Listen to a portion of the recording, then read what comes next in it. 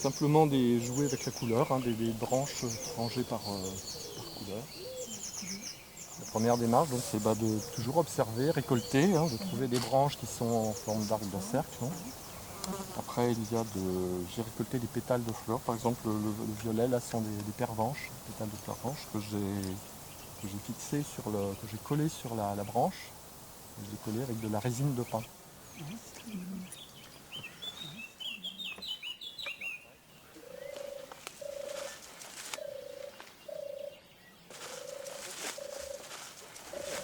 Dans l'esprit des mandalas, hein. Un peu ce que l'on envisageait de faire en collectif tout à l'heure, avec des fraises de bois. Tous les éléments, la dernière fois, je me suis dit, la première fois que j'ai utilisé, j'ai fait des choses avec de l'écume. J'ai réussi à faire des sphères avec de l'écume. Voilà, en fait,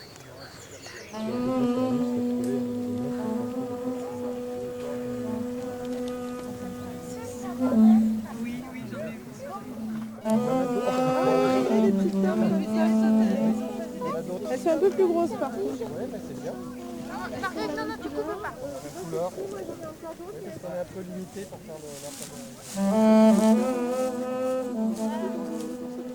pas dans le carré là,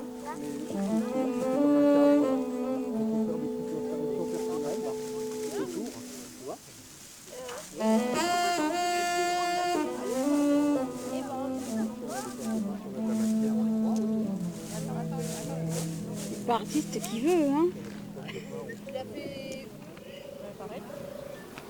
Sauf que tu la fais pas démarrer au milieu, faut que ça parte comme une part de gâteau. Voilà. ok. En triangle. Non, pas comme ça.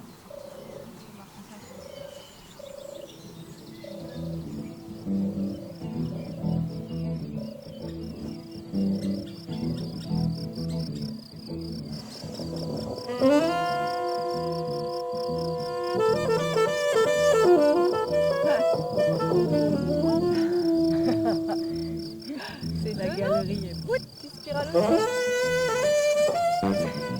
Sans se consulter en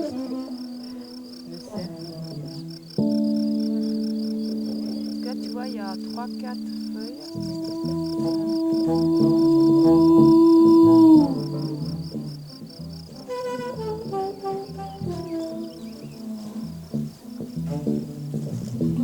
C'est reposant. Faut pas trop se prendre la tête.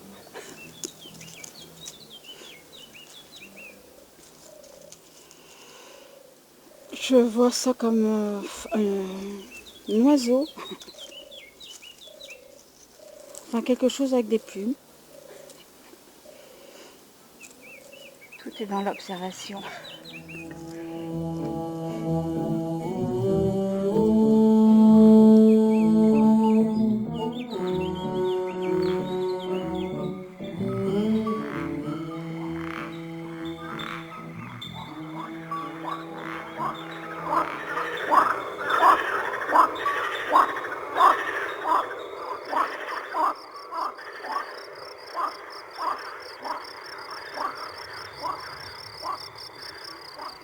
C'est un site. Un site de taupe. Un site archéologique. Un Site archéologique de C'est Thon. quoi? Là, c'est notre âme d'enfant qui... Ah oui, complètement. Et là, c'est la danse intergénérationnelle. La danse du cœur. Du petit jusqu'aux vieilles femmes.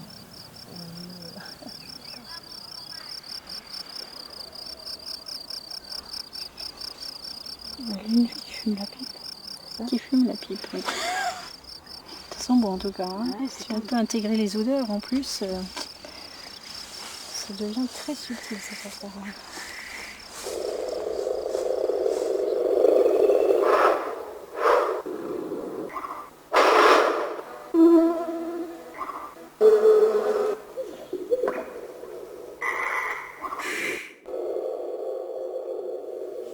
En bordure du jaune. Bordure du jaune Ouais. ou des branches, quelques branches vertes tendres. Comment ça s'appelle, du céleri. Céleri, oui, voilà.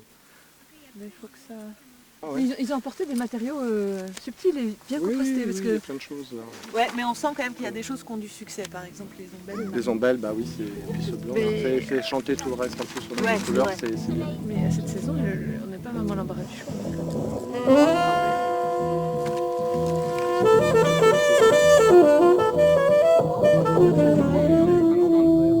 Oui, oui. Non, mais c'est bien parce que je craignais. Là, c'est déjà plus subtil. Quelques roses là qui... Oui.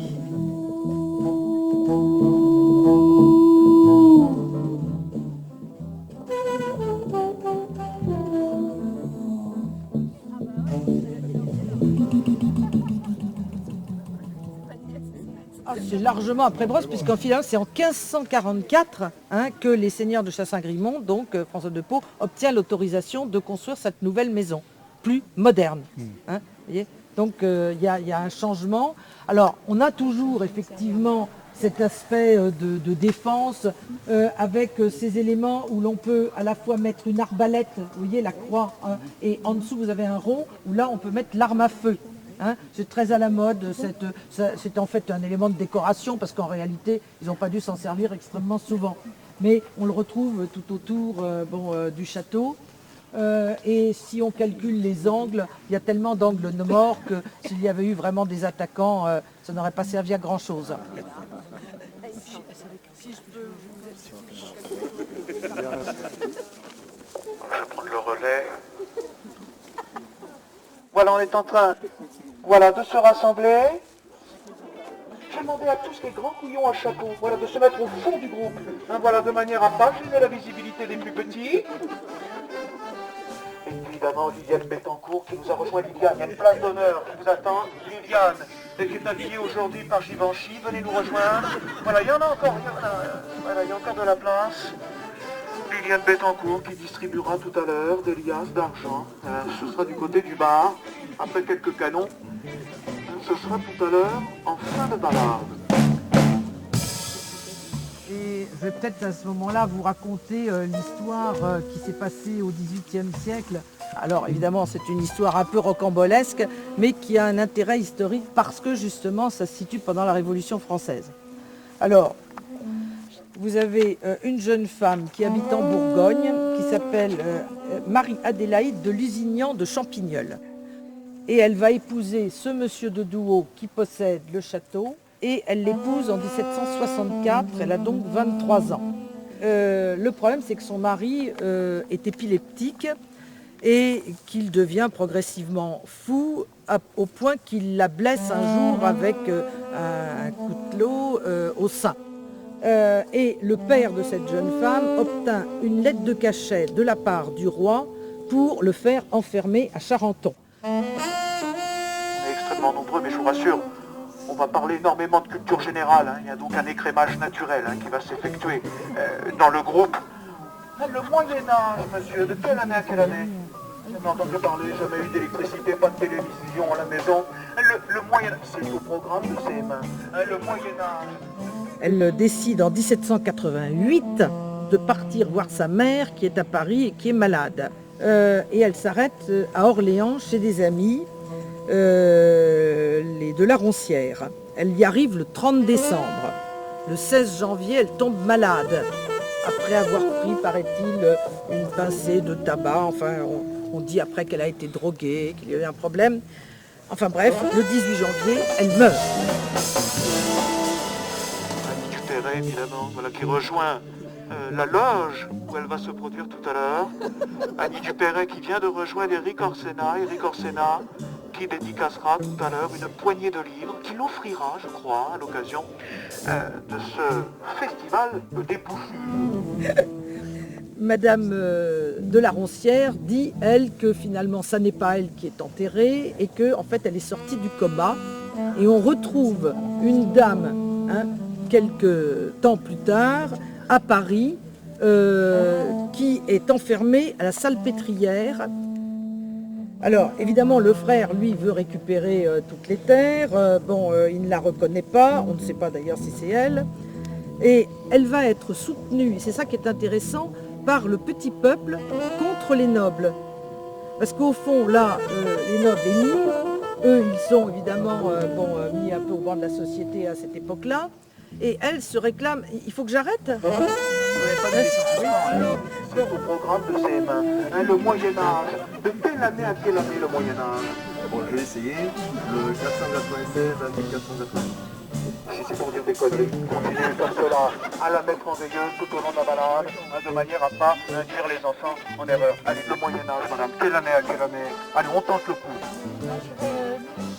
1100, c'est malheureusement votre salaire mensuel moyen. On vous souhaite évidemment un bon courage pour terminer la fin du mois. Ça va pas être facile.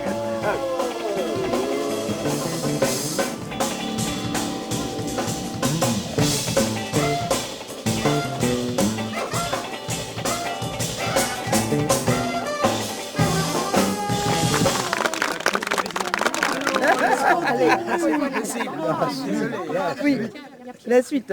Bon, donc, et ce qui est amusant, c'est que quand elle va revenir aussi bien dans sa ville natale qu'ici, il y a énormément de gens qui vont la reconnaître, y compris sa femme de chambre. Intempérie imminente, puisque vous le savez, un terrible orage va s'abattre tout à l'heure sur le château de Chazelet.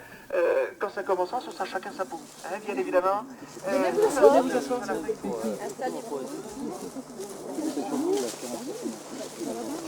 Qui êtes-vous, excusez-moi, parce que c'est bien. Moi, je suis Boris Jolivet. Ah, c'est vous, Boris Jolivet? Oui. Voilà. Donc mon travail, c'est d'enregistrer des sons de la nature. Voilà. Et là, c'est de vous en faire profiter.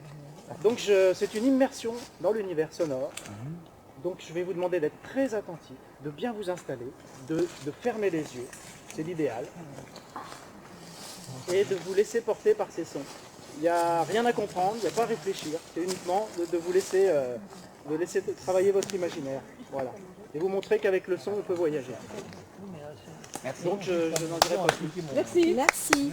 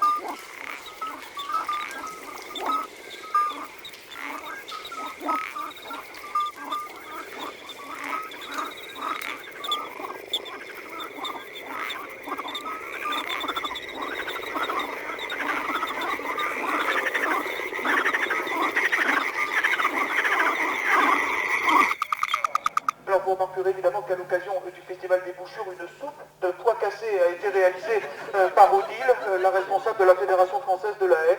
Un soupe de pois cassés qui sera servi évidemment gratuitement en fin de journée.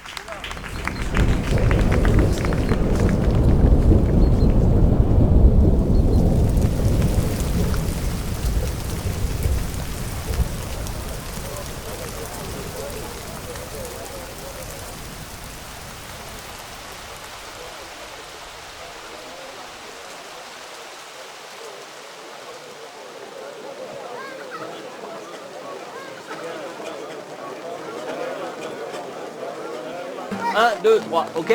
Ça roule? Ok. 1, 2, 3, 1, 2, 3.